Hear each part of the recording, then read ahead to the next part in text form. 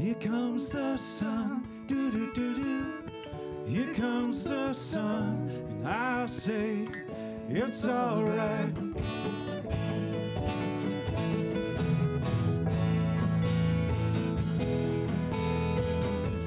Little darling, it's been a long, cold, lonely winter. Little darling, it feels like years since it's been here.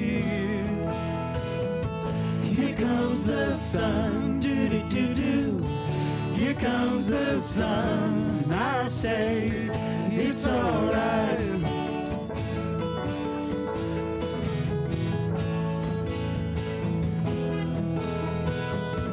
Little darling, the smiles returning to their faces. Little darling, it seems like years since it's been here. Here comes the sun, do-do-do-do. Here comes the sun, I say it's alright.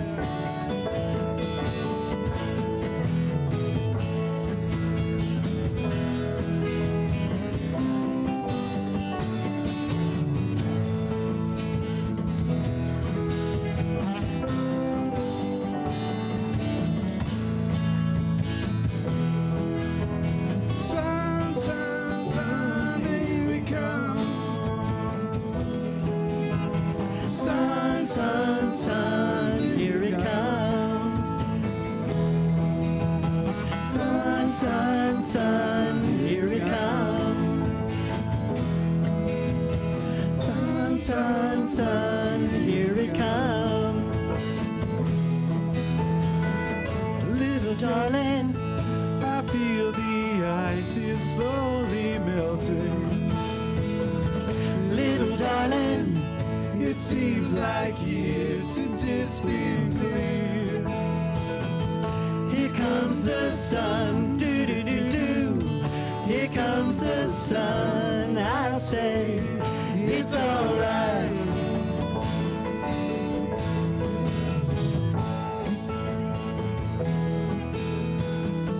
Here comes the sun, do-do-do-do. Here comes the sun, I say it's alright.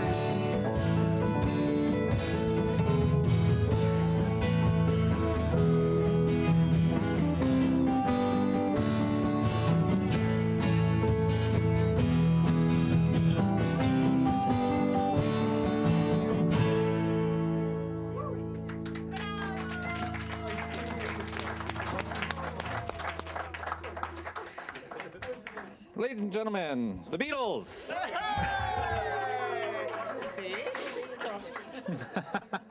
Good morning. Whatever you like. How is everyone this morning? You ready for some cold weather? No. I've been told I have to get my long underwear out this week. This will be the first time since I've lived in Toronto. Oh, here we are, Southern California boy, experiencing winter. Welcome to the Center for Spiritual Living Toronto. My name is Jonathan Zenz. For those of you who may not know me, I'm the spiritual director here, and it is certainly a pleasure to have you here today. A couple of things I want to let you know about. First of all, I brought up this spiritual mind treatment request form. These are forms that we have out on our table there, and if you've got something going on in your life that you need help knowing the truth about, or want to shift something in your life, you can write out this form. I'm going to read this to you so you understand exactly what this form is saying. It says here, the Center for Spiritual Living Toronto is dedicated to the realization, embodiment, and demonstration of spiritual, emotional, and physical wholeness in the life of each participant in the center. Our practitioners are dedicated to the healing consciousness of this ministry, and we invite you to avail yourself of our services. These treatment requests are complimentary. Please express your desire below. And then it says, I, you fill in your name, am ready to experience the following in my life. And then you have a whole section where you get to write out what you want to experience, what you require in your experience. You put this into the box out there, and one of our wonderful practitioners, or myself, we will do the treatment work around that request. So what I would like to do is ask the practitioners to stand up. There's Helen and Mary Ellen and Margaret Ann. and myself, we are all practitioners within this center. It is our dedication to heal. That's what we do. That's what we're here for. So I just wanted to let you know that this is something that is available to you, and we have it out there all the time. So please take note of that and fill out some requests, and let's change some lives. Yes? Yes. Yes. Okay. What's happening here at the center? Well, first of all, Deja is not here today. She is not watching us online today because today is her birthday. So I want to wish Deja a happy birthday. She'll watch later. Happy birthday, Deja. And yes, she's not watching because I know that she went out and partied last night. And she said to me, I am not getting up to watch. All right, no problem. She turned off her cell phone too? All right. Tuesday, January 22nd. That's this Tuesday. We're beginning a new class called Exploring Roots. It is the roots of New Thought. The influences on Ernest Holmes, who's the founder of this philosophy, and what they brought to the table. Basically, if it weren't for these people, there would be no Science of Mind. So we're starting that class this week. It's a 10-week course. I invite you all to join us for that. Wednesday night, we continue Science of Mind 103, Building a Healing Consciousness. And what a great class we had on Wednesday. Yeah, so I invite you all to join us for that. These classes, the Exploring Roots, Science of Mind 103, you don't have to have any prerequisites to join these classes. You can come and join and really enjoy getting to know this philosophy on a deeper level and embodying this truth. Thursday, January 24th. This Thursday is our January board meeting, and all members of this center are invited to attend and observe board meetings. That's going to be at 7 o'clock. Yes, 7 o'clock right here at the center this Thursday, January 24th. Next week, next Sunday, following the service, we're going to have our annual general membership meeting, and that's the opportunity for you as the community, as the people who, this is your center. This is not my center. This is not the board's center. This is your center. This is your opportunity to come together as a group and say, this is what we would like our center to do. We will also present to you what our vision of the center is, and we will present to you, all the financial mumbo jumbo, all of that stuff that we're required to present to you at every general membership meeting. But it's a great opportunity to be involved with the leadership of this community. So I encourage you all to join us for that next Sunday, immediately following the service. We'll probably finish service, take about 15 minutes, and then regroup to do the meeting. The next women's group meets at 7 p.m. on Thursday, January 31st, so that's a week from this Thursday. If you're new to our center, you can sign up for our mailing list in the bookstore. We've got an email list, and we send out emails every week. It's just making sure that I remember to send it out on Fridays. Sometimes, I think I've only forgotten really once and then sent it out on Saturday. We've got volunteer opportunities as well. If you'd like to be a social media ambassador, if you would like to be involved with our youth program, if you'd like to be involved with our tech area, if you'd like to be involved in the bookstore, if you'd like to be involved in any number of places, we have plenty of opportunities for volunteers, and it is the volunteers who really make this center happen. So first of all, I want to extend wonderful, heartfelt gratitude to the volunteers of this center. And if you'd like to be a volunteer, you can speak with me, or you can speak with Margaret Ann, who's out in the lobby right now. She is our volunteer coordinator. So there you are. Those are the announcements. That's the business of the center. But let's get to the real business of this center, which is the truth. Which is the truth. The truth with a capital T. Who's visiting us for the first time today? Welcome. Welcome. Thank you for joining us. We're not that kind of community that's going to run to you and, here's a flower and let me have a hug. We just want to acknowledge that you... some people may do that after the service, but I just want to acknowledge that whether you know it or not, you're here on purpose. That there is a purposeful reason that you have attracted this into your experience today. Just as it's true for each and every one of us, we are all here on purpose and with purpose. And it's this purpose that I adhere to in my life, every single moment of my life. And this is what I'm here to teach. I try to teach that this purpose, this truth with a capital T, that the divine energy is everywhere. There is no separate God.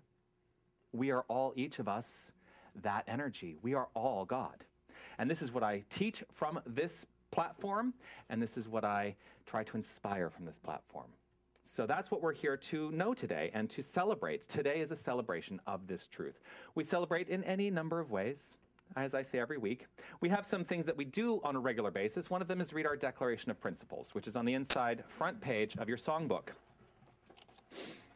Under the heading, What We Believe. And we read this together. And as I say almost every week, as you read this, recognize that you're making a statement about what you believe. All of this starts with, I believe. And what is it that you do believe? And as you read these things, recognize whether or not they ring true for you.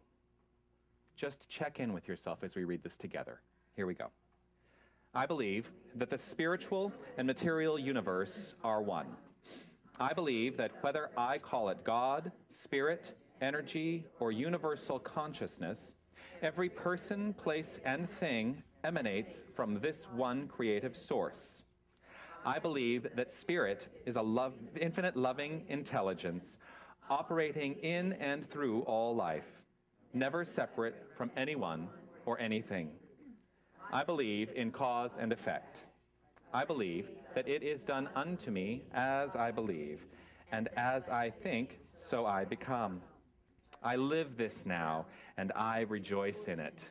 And so it is.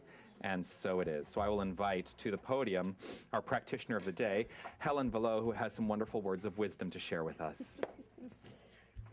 As usual, yes. Hello, good morning. I do have my glasses for this one. Sure.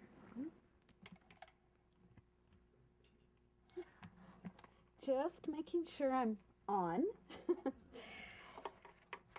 So I've done a lot of reflecting and taking a look at stepping back and really observing what I feel, what I think, what I experience, what I perceive, and watching it a little bit, watching my life a little bit like a movie. And the reason I've done this is I really want to pay attention to what I am creating in my life, what the effects are, because I am cause, and everything that I experience, I've contributed to. So in watching, it's been really interesting. It's like, oh, I'm thinking this thought. Is that thought really serving me? Wow, I'm feeling this energy. Do I have to really become that feeling, become that energy, or can I let it pass, as feelings are, emotions are energy in motion? And then at a women's group a couple of months ago, I pulled out Living the Science of Mind, which is an amazing book if you haven't read it. And I opened it up to this particular page on cause and effect. And it's when I read this that I went, wow, I'm this powerful, I can do this. And so I want to read it to you.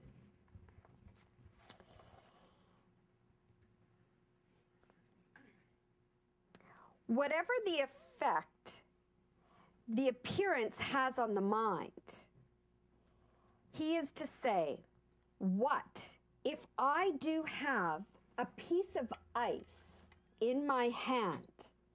It will melt as it contacts the warmth of my flesh. What if there is an apparent obstruction in the physical body or in the body of my affairs?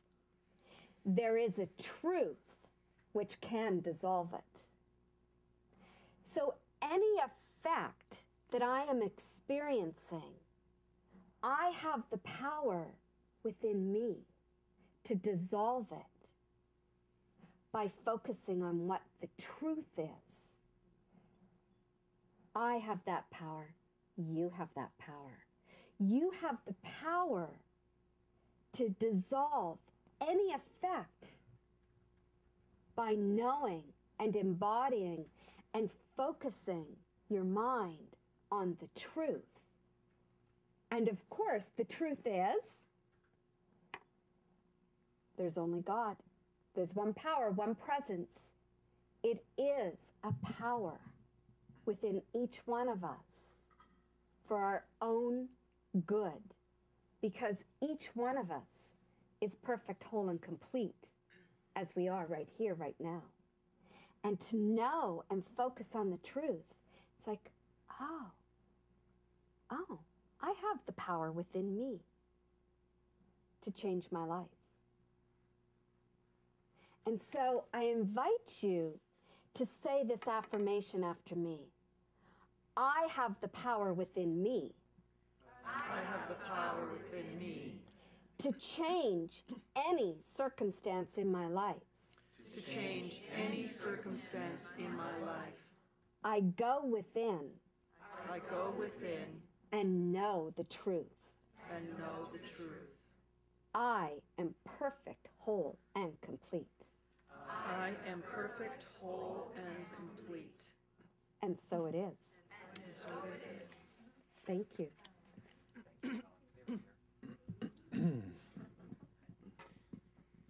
So with that, it's great. Basically what she's talking about is the reminder of the truth. That in every moment, we can remind ourselves of this greater truth that we are all part of one thing only, and that is God. God is expressing by means of each and every one of us. Each and every one of us is a unique individualization of this power. And what's great about that is that we have infinite power at our disposal. Can you recognize it? Can you feel it? Right here, right now, you have the opportunity to step more and more into truth. And so we've done this chant once before, and it's a real chant. It's in two parts. You'll catch on very quickly. I'll do part one, and then we'll all sing part one. And then we'll do part two. We'll all sing part two. And then we'll get to choose which part we feel we want to sing, and then we'll all sing together. I am remembering who I am. I am remembering who I am. I am remembering who I am. I am remembering who I am. I am remembering who I am. I am remembering who I am. And then part two goes like this. I am remembering. I am remembering. I am remembering. I am remembering. I am remembering. I am remembering. I am remembering. I am remembering.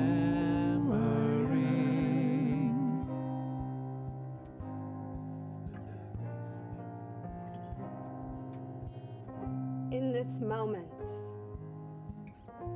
I remember that there is a divine power and presence that is first cause. It is God's Spirit, illumined within me. I am that I am. I am this divine, creative intelligence, beautifully expressing the energy of God. In each and every moment, with every breath I take, I breathe in, remembering that I am one with this divine creative intelligence. I am a beautiful expression of God. This is the truth. And so I let go and release anything that does not serve me in remembering this truth.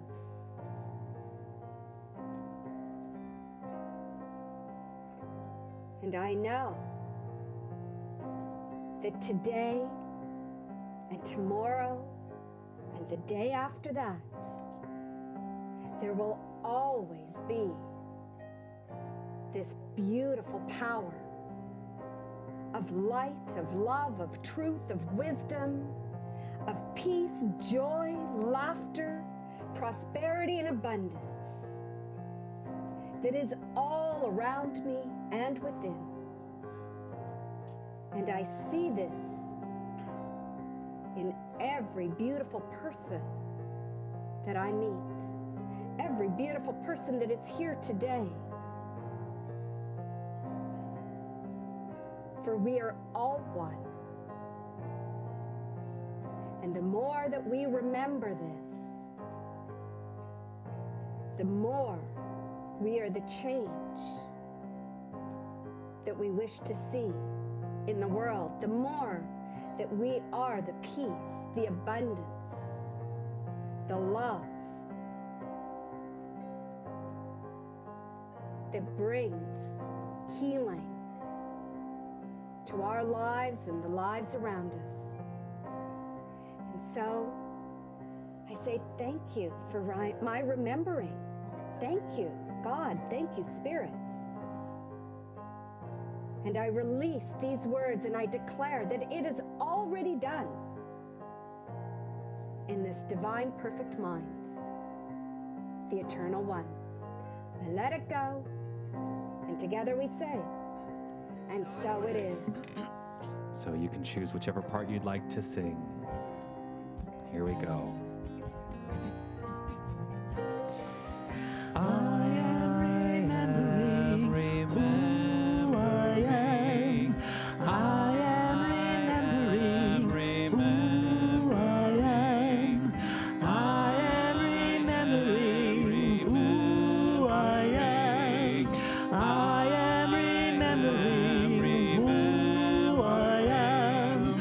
I am remembering who I am.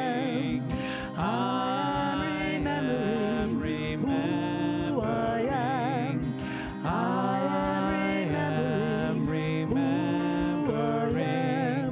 I am remembering who I am.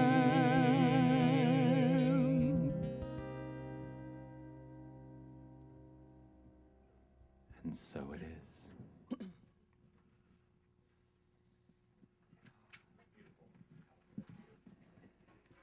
We'll put that there for you, sir. We'll put it there for you.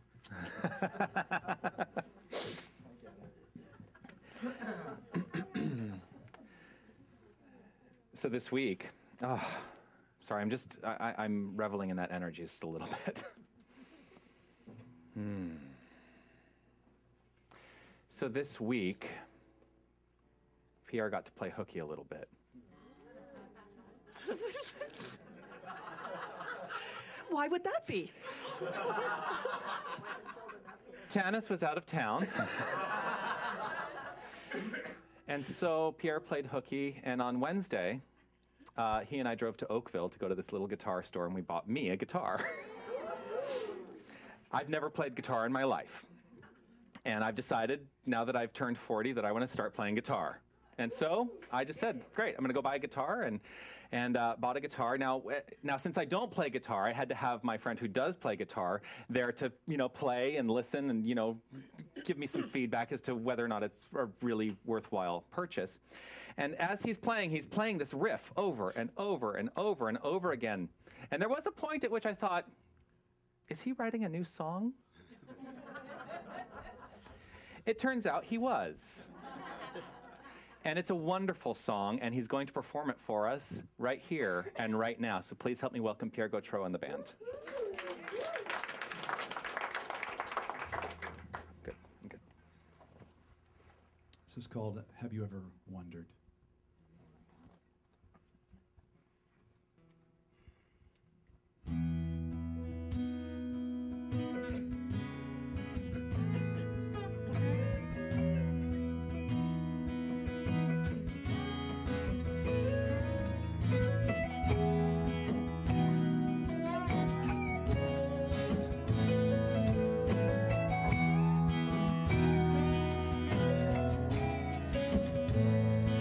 Have you ever wondered what it would be like? No guns around, the walls torn down, pieces found. What a beautiful sight. Have you ever wondered what if everyone was free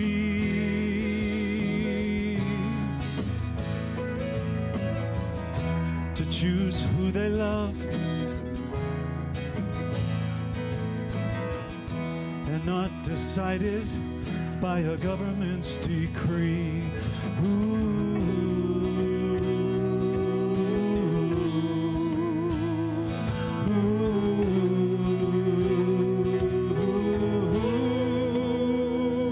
Have you ever wondered what it would be like? Have you ever wondered? It seems dreamlike. Have you ever wondered?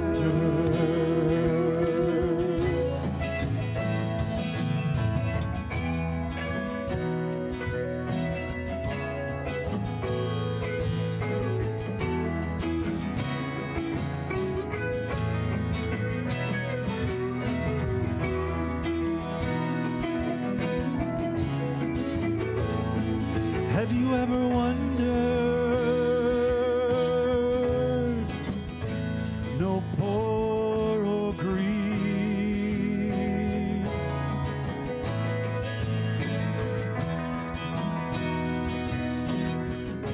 no little mouths to feed,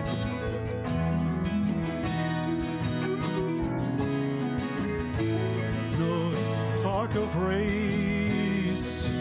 We're from the same place, our colliding souls playing roles. If we could only see there's more than flesh and bones to this humanity.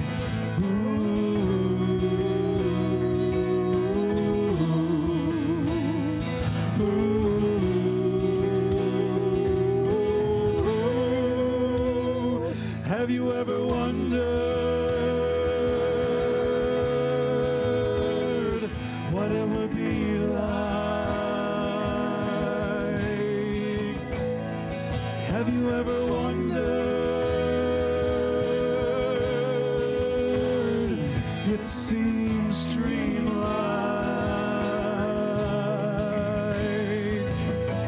Have you ever wondered?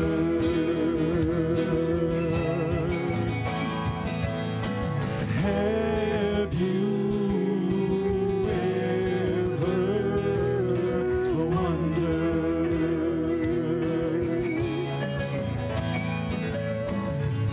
I believe dreams can come true, small or grand.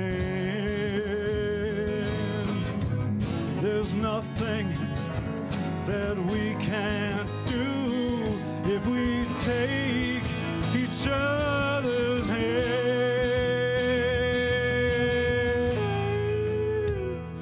Have you ever wondered what it would be like?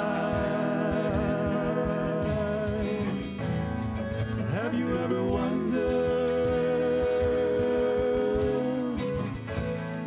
It seems dreamlike.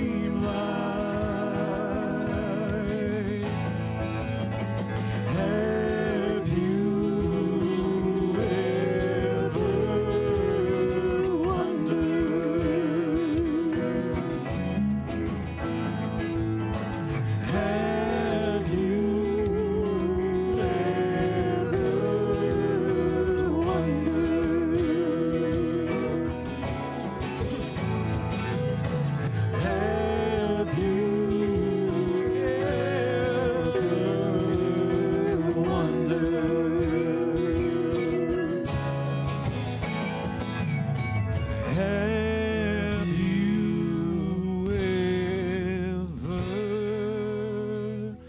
ever wondered?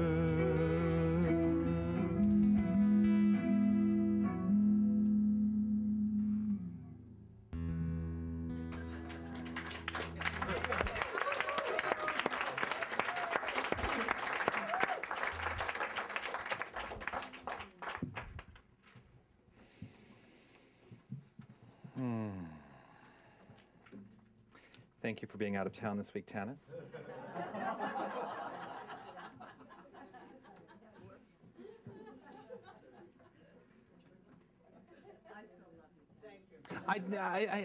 Did I say I didn't love you? I love you.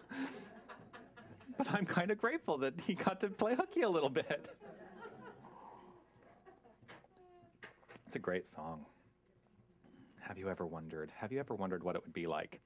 Have you ever wondered what it would be like to live completely free of any past effect in your life?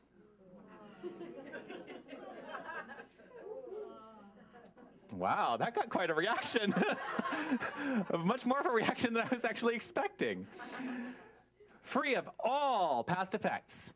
Letting go of everything that has ever happened to you prior to this moment. Everything. And I'm talking the things that you perceive as good and the things that you perceive as bad. Letting go of all of it. Do you know the only reason that it exists right here and right now is because you hold on to it? It's a choice. You hold on to it. It's like, oh, these are the things that serve me. And there are things that are not so constructive in your life that you are under the delusion serve you, and we hold on to those things. We all do it. I am not immune from this. I just want you to know, I don't stand up here thinking or espousing or saying that I'm not immune to this, because I'm not immune to this. Did that make sense?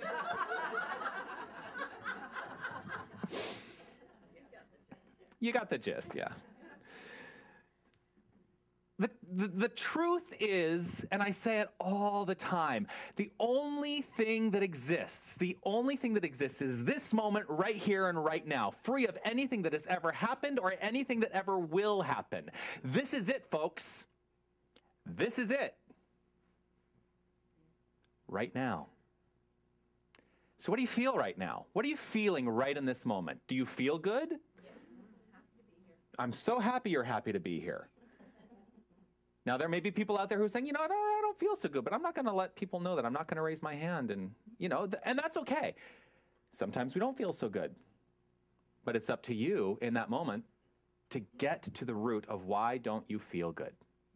That's really, it's up to you. It's not up to me. It's not up to a practitioner, even though you can come and see us and we can help you get to that root cause, but it is up to you to figure it out.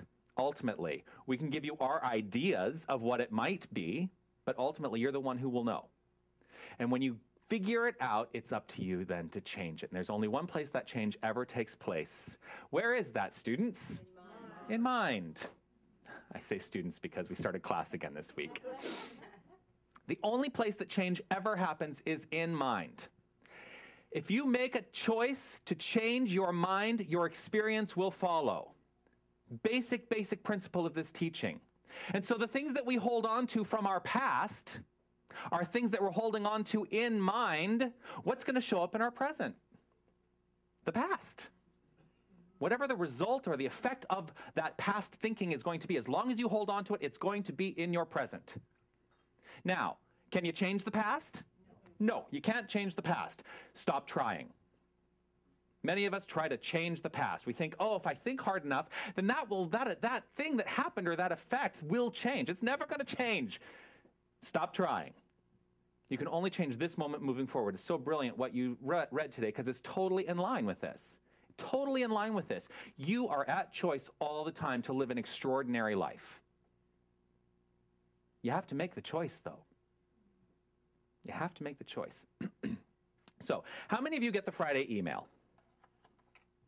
And did you all read it this week? Yes. And you saw the talk title? Yes. What's that?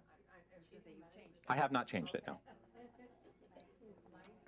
Today's talk is called Lies, Damned Lies, and Statistics.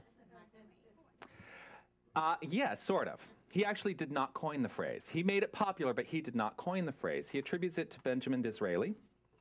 but it does show up in previous written works. The phrase shows up prior to Benjamin Disraeli. Anyway, I don't need to go into the whole history about this particular phrase, but this phrase means something to me for a very different reason, because it was actually the title, sort of the 21st episode ever of The West Wing. Each television episode has a name, right? Like, and The West Wing had brilliant names. This one was called, well, and this one, Aaron Sorkin called it Lies, Damn Lies and Statistics, not Damned Lies and Statistics. Anyway, that's neither here nor there. The West Wing is one of my, it's potentially my favorite television show of all time. And I'm so excited. I actually have the whole series on DVD, but I'm so excited that they've put it on Netflix, because I've played those DVDs out and they skip now. So I've been rewatching the whole series. I'm now about halfway through season 2, and I just started watching it over again last week. So that's 30 some odd episodes. Love this show. Now, The West Wing is also dear to me because it reminds me of a period of my life where I was going through major change. When these episodes were first airing, I had just moved to Los Angeles from New York City, and I actually did some background work on The West Wing. If you look closely enough at the first 3 episodes of season 2, you can find me. But I was going through a real period of change.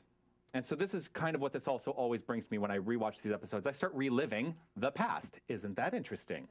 I start reliving the past, and I start thinking about what was going on in my life during this period of my life. And I realized that I would use The West Wing as an escape. I would use The West Wing as an escape from the things that I really hated that were happening in my life. Now, the truth is, I was living lies. I was living lies. The lies were everything that I thought had any effect on me in those moments moving forward based on past history. So I'm going to get specific about one event. I've talked about it a little bit before, I think in service. I know I've talked about it in class. But I've only ever kind of mentioned it and then kind of moved on. So when I moved to Los Angeles, I moved there with a man. I was in a relationship with this man, and we were in a very tumultuous relationship. It was not a good relationship. It was an abusive relationship, and I allowed myself, this is what you learn in retrospect, right? When you're in it, you don't see it. It's in retrospect that you look back and you go, oh, what was I thinking? You know, you look back, you're like, oh, well, hindsight is 20/20, so what was I thinking? So I'm in this tumultuous relationship. Wow, you know, it just occurred to me too, one of those episodes of The West Wing, he and I did background work the same day. So there's this one shot, we're both in it. I will never point out to you who he was, if you ever watched The West Wing with me, ever. Anyway. It's funny the things that come to mind in those moments. But so I was in this really, really not good situation. Now, it was not a physically abusive relationship. I want to make sure that's clear. But it was incredibly emotionally abusive. And financially. Well, there's that whole thing, right? It was financially, he was abusing me financially, he was abusing me emotionally. And yet, I have to take total responsibility with the understanding that he was not the one abusing me. I was abusing myself by staying in the relationship. Once I figured that out, adios, goodbye. But how long was I willing to allow that event to be carried into my experience? I carried that event for several years. After we broke up, after I kicked him out, I carried that event with me for several years. History is lies, all of it. That was my history. Not a very nice history, but I recognize now it's all lies. Do you know why? There's only one truth, and that truth is who I am right here in this moment. None of that matters. Did I learn from it? Yes, absolutely I learned from it. I absolutely learned from it. It was a cautionary tale for me about what I am willing and not willing to put up with in my life anymore. What are the cautionary tales that have come up for you in your life?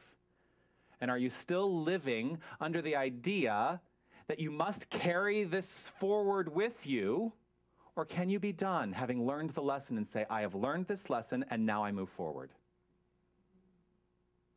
Because a lot of us carry the baggage of that, thinking that that's the lesson. No, it's not the lesson. Once you release that lesson, and here's the big way of release, forgiveness. Forgiveness is the quickest way to release any of that baggage that you've got going on for you. I had to come to a place where I forgave him, and I had to come to a place where I forgave myself for living that experience. Once I did that, I've learned the lesson, and now I move forward. So, those early years, I watched a lot of West Wing.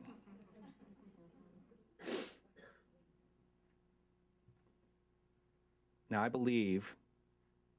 do believe that we all know where the lies are in our life.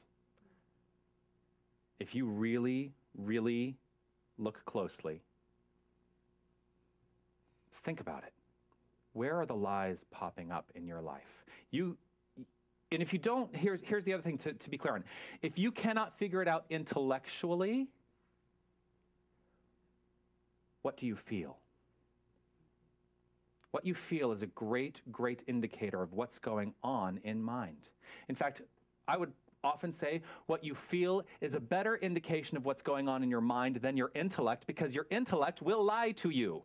Because you will make decisions on that intellectual conscious mind basis that are not true, that are not in support of who you are. There is one thing that you are, one thing and one thing only, and that's God.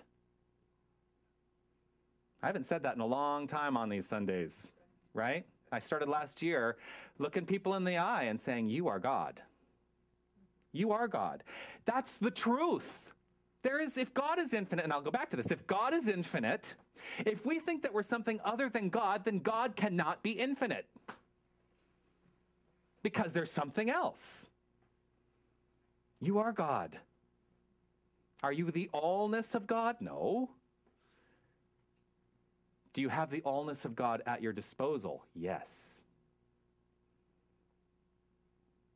Pay attention to what you feel, because what you feel is a great indicator of what's truly going on in the subjective, in the subconscious mind. I think it was somewhere around 90% of what's showing up in our lives is based on subconscious thought. 90%. 10% we're creating actively. If we had to create 100%, I think we'd all be going crazy. But that 90% is really important. Once you recognize something that needs to be shifted within that 90%, shift it and move on. And allow some new habit to take over. I talk about habit all the time as well. Let some new habit take over, something that is constructive and moving forward and uplifting you in your life. Now, that story, I have made a decision. Now, of course, I'm going to say this, I'm going to state this out loud, and I'm sure it's probably going to come up again. And then I will have to retract or retract. We have to retract what I said, what I'm about to say. That story about that relationship is a story that I no longer need to tell. So what I'm about to say is you'll never hear me talk about it from this podium again. I don't need to talk about it. I don't need to think about it. I've learned from it. That story of how I've been wronged, the story, get this, of how I was a victim. The story of how I was a victim is a story that is not true. It's a lie. And I've been carrying it with me even to this day. Even though I think to myself intellectually, oh, I've let that go, what do I really feel? I still feel a little angry. I intellectually know that I have done the intellectual work around forgiveness. What do I feel? I still think about wanting to smash his face in sometimes. Is that true forgiveness? No. How do I get there? How do you get to true forgiveness? Stop the pattern. Stop telling the story. Stop living the story in your present. You gotta let it go. You gotta let it go. And there's that song again. Surrender. Let it go. Which we've never done here. We're going to do it. Maybe next week.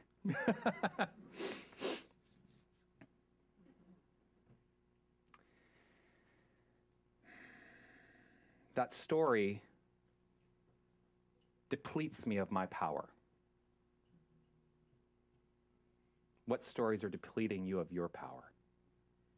Now, can you ever truly be depleted of power? No. But you can live the life as though you're depleted of power because you've made a decision that you are less than. That story is a decision that I've made in my life that makes me less than. Do I believe the story? Do I believe this story? Not anymore. I don't need to believe it. So how do we get to these places where these lies that we experience, these lies that we thrust ourselves into, begin to seem like truth? How do we get to these places? There's only one place. One place, that's it. Belief, consciousness, mind.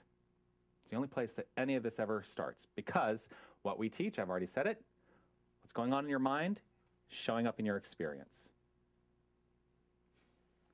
Now, there are other beliefs that show up in our experience that we may fall victim to if we allow ourselves to, when we start to believe what the world wants us to believe. Now, was it a self-fulfilling prophecy that I got into this relationship?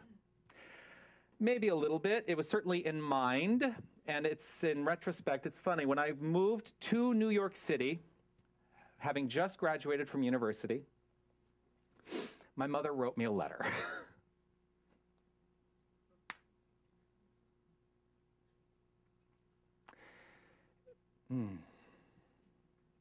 She wrote me this letter, and what is very apparent in retrospect is she had me nailed. Oh, she had me nailed. It was a beautiful letter about her fears around my leaving home. Really, I was 24 years old, and I was leaving my hometown. I had lived at home through most of university, so I was literally like picking up and moving from Tucson, Arizona to New York City. That's a big shift. She wrote me this letter about all of her fears, about all of the things that she thought I might fall into. You know what one of the most profound things she said is? It was something along the lines of her concern about my jumping into a relationship because I was misunderstanding and thinking it was love. It was already in mind long before I ever got into that relationship. Now, was it her writing that put it there? Maybe. It was my acceptance of the idea, my receptivity to that idea that put it into my mind that made it show up in my experience. Nothing will ever show up in your experience unless you are receptive to it.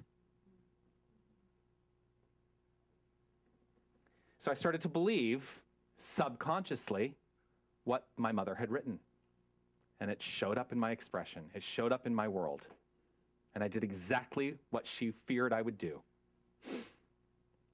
Now, her fear, I have come to know later, was born out of her doing the same thing. And possibly someone prior to her telling her the same idea because they had done the same thing. See, you start to repeat patterns. And you pass along these patterns to your children. This is something that we refer to within this philosophy as race consciousness. Now, race consciousness, I'm not talking about ethnicity. I'm talking about a group. We are a group within this room which comprise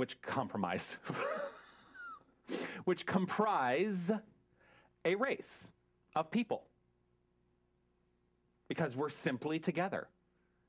And our consciousness, our collected consciousness within this room is an expression of race consciousness. We have an idea that is common to all of us within this room. That's a race consciousness idea. What aspects of race consciousness are you buying into in your everyday experience? Now, I come from the States. There's a big race consciousness debate happening right now in a very massive way around gun control. I'm not going to tell you what I think. It's not my place to talk about the politics of that from up here. But there's a race consciousness on both sides of the equation. Who's right? Who's right? Usually, we decide that the person or the group that is right are the ones we agree with already. That may or may not be true. Now, I know what I believe. What do you believe? That's just one example of race consciousness. It's all around us, and we're either buying into it or we're not buying into it.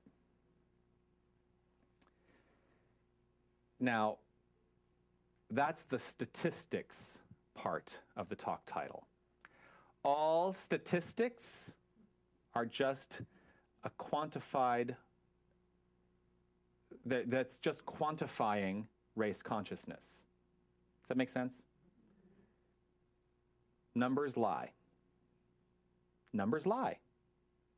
Now, I know we've got some statisticians in here. But numbers lie. Do you know why? Because you are at choice in infinite ways in every aspect of your life. If you believe the numbers, then they're going to be true for you. But numbers lie.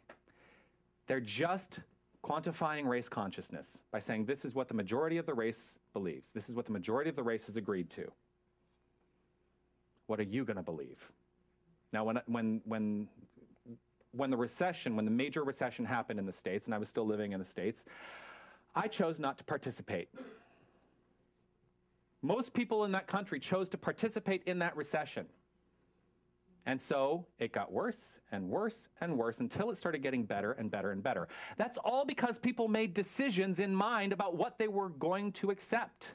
I chose not to participate in it. I was not affected by that recession at all. My life was brilliant. I started making more money and more money and more money, and then I got to experience a shift in my entire life by being brought here, and thank God for that. It's all race consciousness. What are you going to believe? Ernest Holmes writes, oh, I finally got to an Ernest Holmes quote. Ernest Holmes writes, you are a forerunner in this field, breaking down barriers of race consciousness. You are a forerunner in this field, breaking down barriers of race consciousness. He defines race consciousness in the next line as the accumulated effects of misconceptions and the morbid fears of the universe in which we live. Now, he tends to take the tack that race consciousness is not such a great thing because most of us are buying into the negative aspects of race consciousness. Are there good aspects to race consciousness? Of course. We're creating a fantastic, constructive race consciousness right in this center, right here, in this room, right now. Because we've all come here, remember I said at the very beginning, on purpose and with purpose, whether you're aware of it or not. Now, what that purpose is, individually, I won't claim to know. I know what my purpose is. My purpose is to stand up here and to teach from truth and to be a beacon so that I can help everyone create their own extraordinary lives. That's what I choose to do with my life. And I think you all are attracted in some way to that. Now, again, it doesn't have to be me. I like being up here. I'm a theatrical guy, right? I like being up here. But you are all infinitely wise, each and every one of you. Truth is, you don't need me. And my job, ultimately, I know I've said this before and I've gotten a lot of pushback from this, but my job, ultimately, I would love for us all to get to the place where we all, the entire planet embodies this truth so profoundly and so deeply that we don't need to show up on a Sunday to be reminded of the truth. We're all just living it. Imagine that world. Imagine that world. Have you ever wondered what that world would be like? A lot of people have been, you know, it's funny, Have you ever wondered, makes me think a lot of Imagine. John Lennon's song. Have you ever wondered what that life would be like? Now, you're at choice to live it right in this moment. Which is not to say, don't show up next week.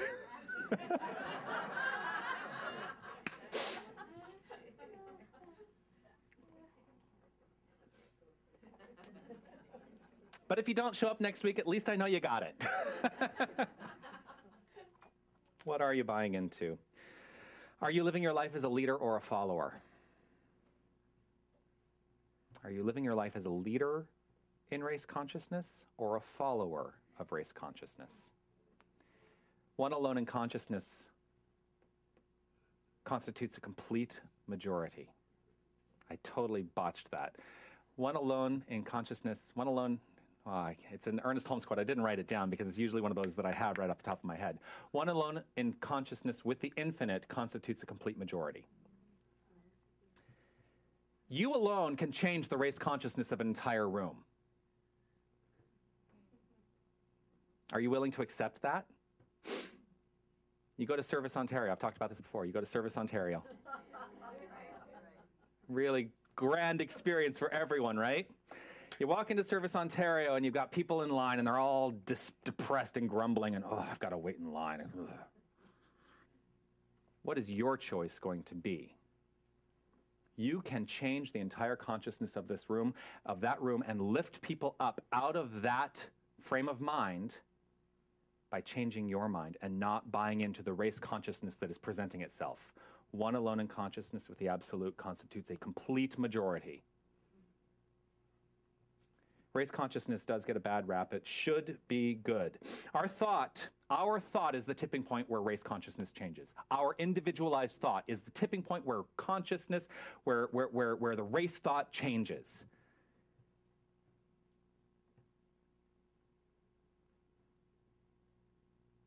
I wrote this Ernest Holmes quote down. I'm looking at it now going, what the heck was he writing? I get it. It's a continuation of what I read before. So I have to read the whole thing for it to make sense.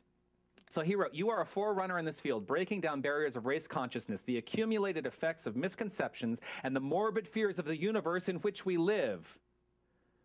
When science, common sense, and a right philosophy combined," no, I'm botching this. "When science, common sense, and a right philosophy combine, the half-gods will have to go."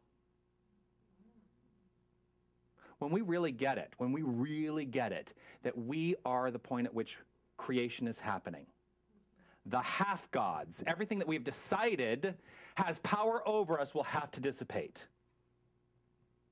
Because nothing has power over you. There is nothing outside of yourself that has any power over you. You are 100% in control of everything that is happening in your life. And if you think otherwise, you've now stepped into the place of being a victim, which is what I did. I believed this man had control over me and my life. And I allowed myself to live that life of victimhood. And what it took was common sense to step away from it. So what are you looking at? What do you see? What do you believe? What do you believe about this philosophy? You show up here on a Sunday, you listen to what I have to say, but what do you believe about this philosophy? I mean, if you really check in with yourself, what do you really, really believe? Do you believe in love intellectually, or do you embody it? Do you believe in light? Do you believe that you are the life of the divine expressing right here and right now? Do you believe in peace?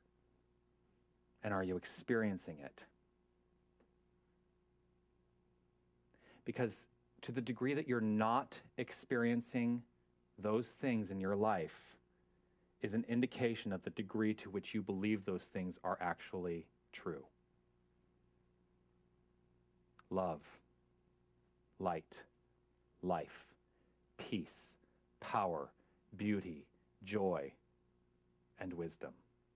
The attributes of God. Embody those 8 attributes. I did find the source of the attributes of God. It is Thomas Troward, by the way. The first 7 are Troward. The 8th one is me and James Mellon. Because we thought wisdom should be in there, right? God is infinite wisdom. Love, light, life, peace, power, beauty, joy, wisdom. Those are the attributes of God.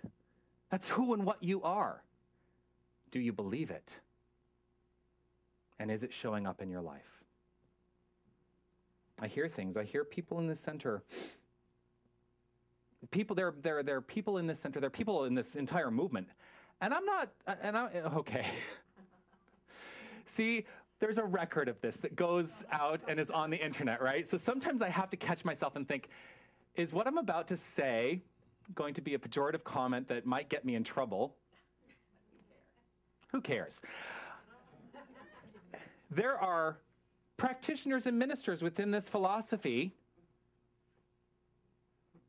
that have a great intellectual understanding of this philosophy, and yet don't embody it.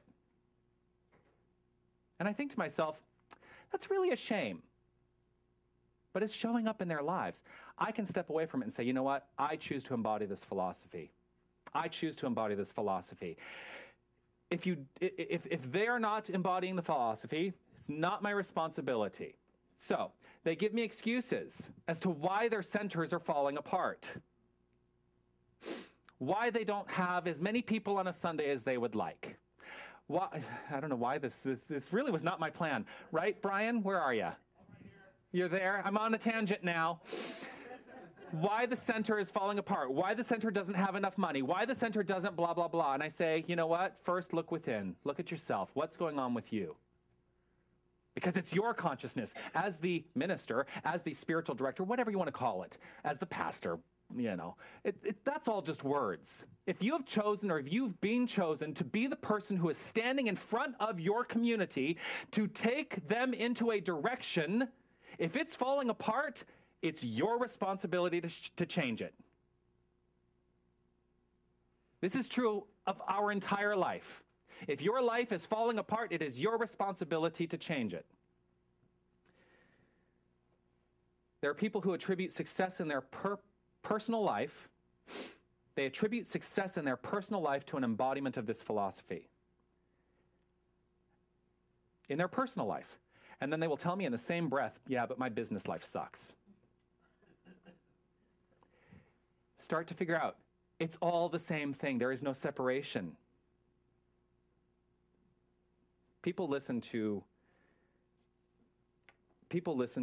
their bosses a lot. Now, you would be very lucky to have a boss who comes from this philosophy with the understanding that your beliefs create your experience. If you don't, and you have a boss who's listening to the statistics, and they're looking at the numbers from the previous year and saying, oh, well, this is how we're going to have to operate this year because last year was like this, that's not necessarily true. It is true if you believe it's true. And it will show up exactly according to that if you believe it's true. Ultimately, what I'm getting to is that we must begin to understand the power of our thought, the power of our belief in all things. Not just our personal lives, in our business life, in our relationships, in our physical health, in our expression of wealth, in our relationships, our personal relationships, our creative expression. We must really begin to embody an understanding of the power that we have at our command. It is infinite. Can you comprehend infinite power? Infinite. Bigger than you can comprehend. It is all there at your disposal. Your thought, your belief is your reality. And the form of your life follows suit with your thought. Ernest Holmes has an affirmation that I'm going to close with. So what I'm going to invite you to do is just relax into your seat and hear this affirmation. And he writes it in the first person. So as I read it in the first person, hear yourself in your own mind saying these things. So right where you are. I am not bound by the superstitions of the race. I no longer fear God or the universe in which I live. I have implicit confidence in the supreme good, and I permit it to flow through me and bless everything I contact.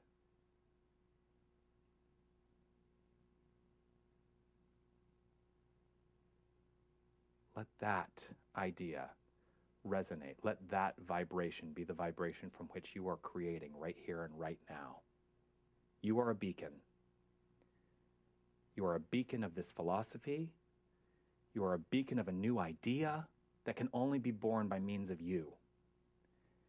Your life can and will change. And when you make the decision to live an extraordinary life, not only will you be living an extraordinary life, everyone around you will begin living an extraordinary life. That's the truth. Namaste.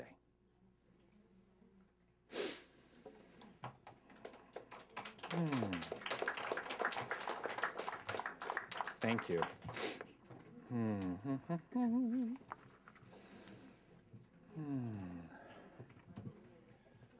So,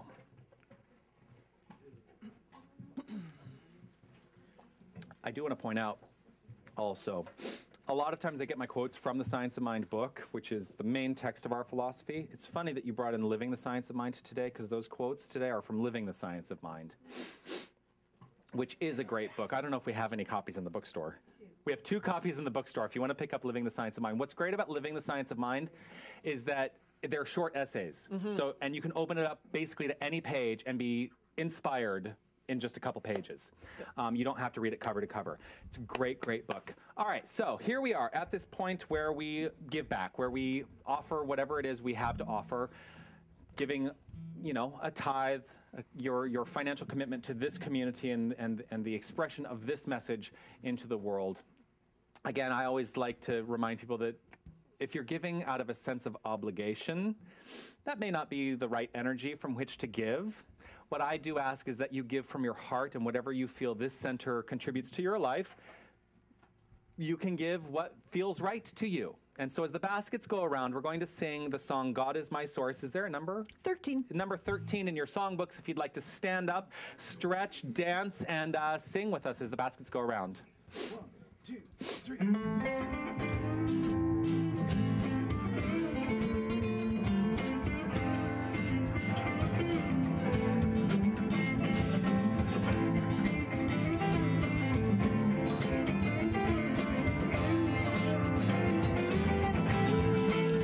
God is my source, God is my power, God gives me everything I need. So I give thanks for all my blessings, God gives me everything I need. Joy is my source, joy is my power, joy gives me everything I need. So I give thanks for all my blessings. Joy gives me everything I need. Love is my source. Love is my power.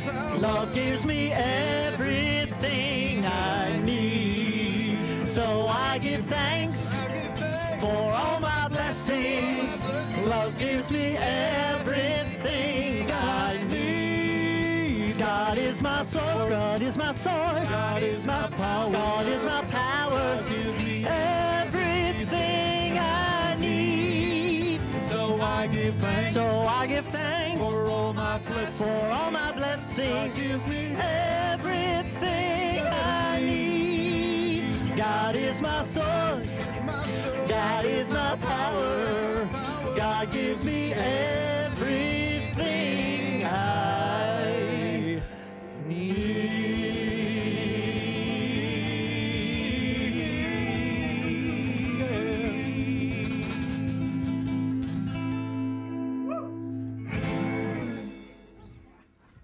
Ellen below.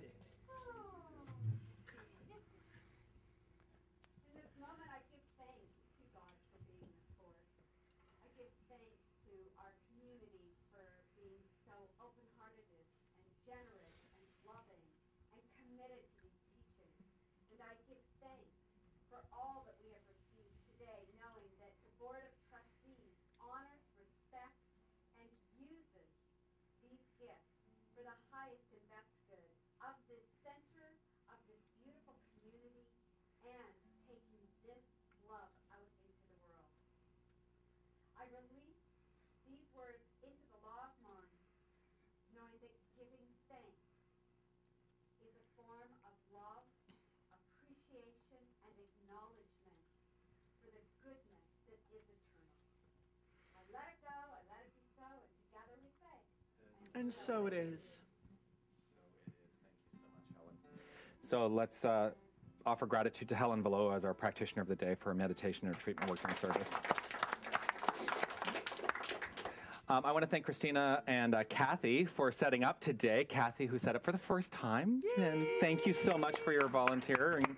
And Wim and Margaret Ann, who are our greeters. In the bookstore today is Terry. Jim and Margaret Ann, our board members, who have gone downstairs now. In the sound booth, Carmen, thank you so much for your service today. I want to thank Linda for making sure that we go out to the world via the internet by means of our webcast. I want to thank Mahala and Mark, who are down with the kids today. Or is it just Zach? I think it's just Zach. It's just Zach. They're down with Zach today, and I'm sure having a grand old time down there. Yes, I also want to thank the band. I'm like, there's something I'm forgetting. I want to thank Pierre Gautreau for that fantastic song and the whole band for everything they bring every week. And I want to thank each and every one of you for joining us here today.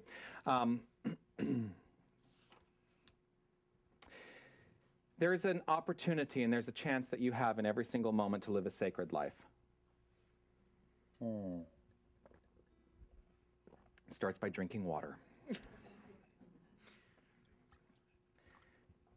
Sorry, I have to drink some more water.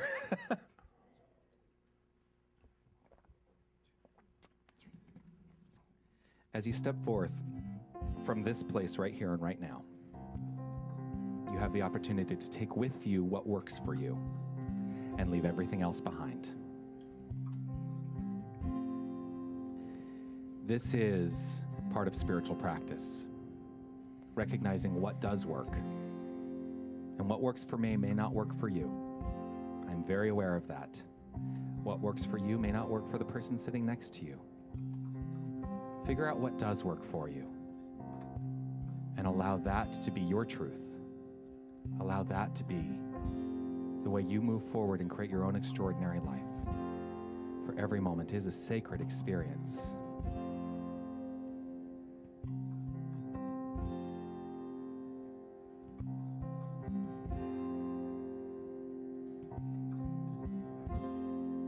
So sacred, so secret, so precious, this love. So sacred, so secret, so precious, this love. So sacred, so secret, so precious, this love. So sacred, so secret, so precious, this love. I will share, I will share, I will share, I will share, I will share, I will share, this love.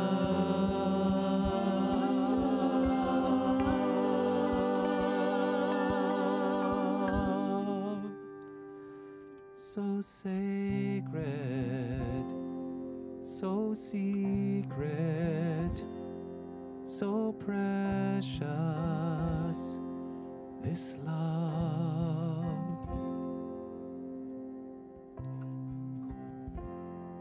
It's right here in this moment that I recognize and embody and know that there is only one truth.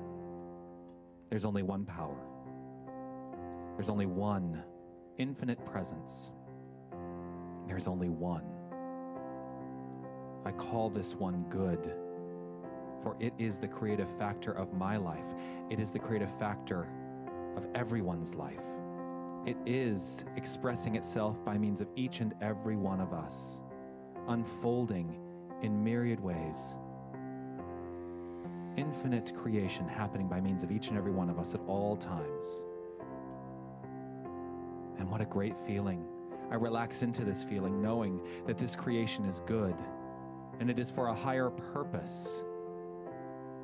And I allow myself to be drawn into this calling right here and right now, letting this creation happen by means of me for the betterment of this world. I call upon the creative power right here and right now to express by means of each and every one of us in extraordinary ways. I call upon this power to unfold and evolve itself by means of each and every one of us,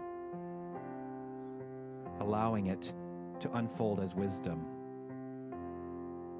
allowing it to unfold as light, allowing it to unfold as beauty, allowing it to unfold as peace, allowing it to unfold as harmony, allowing it to unfold as power, allowing it to unfold as life.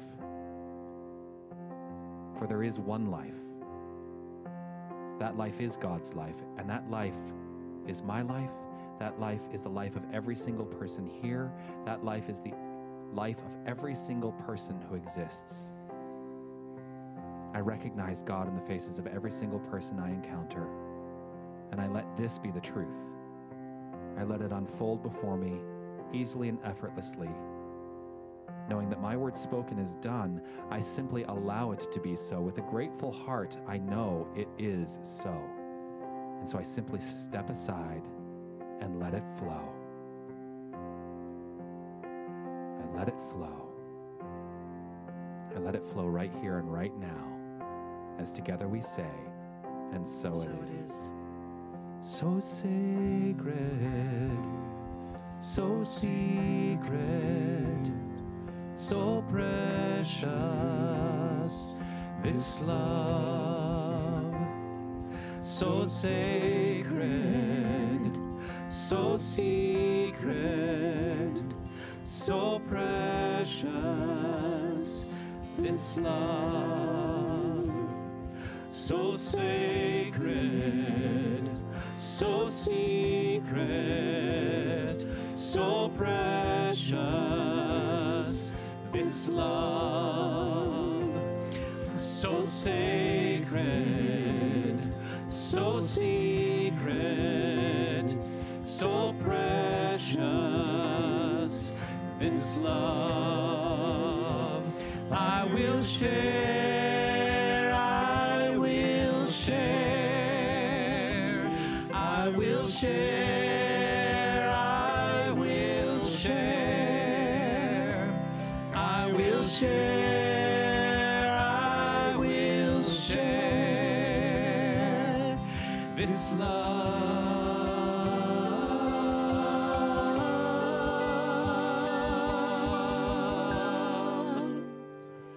So sacred, so secret, so precious, this love. So sacred, so secret, so precious, this love.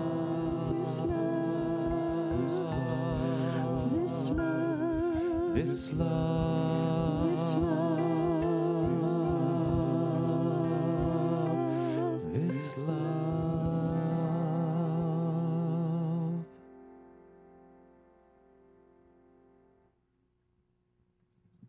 And so it is.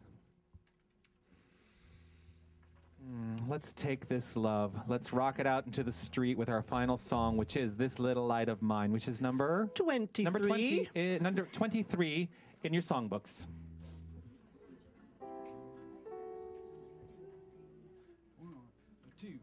1, 2, 3, 4.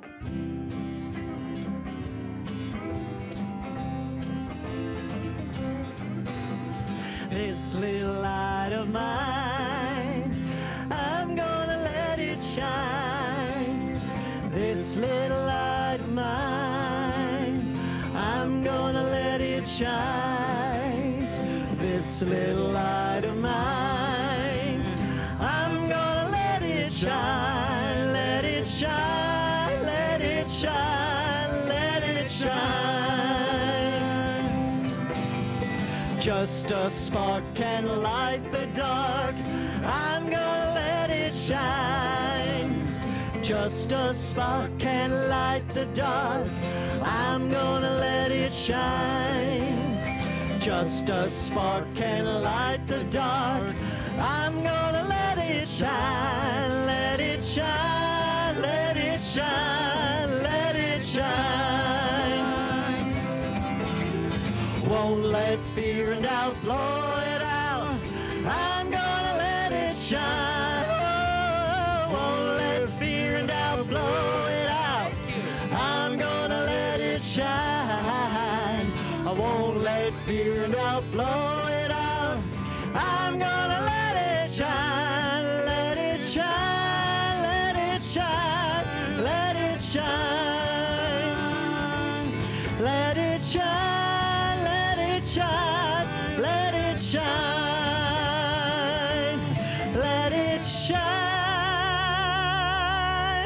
Let it shine.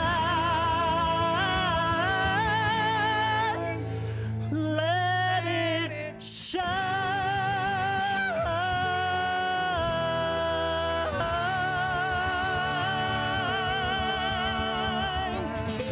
Have a great week, everyone. Do some blues again? Sure. Blues.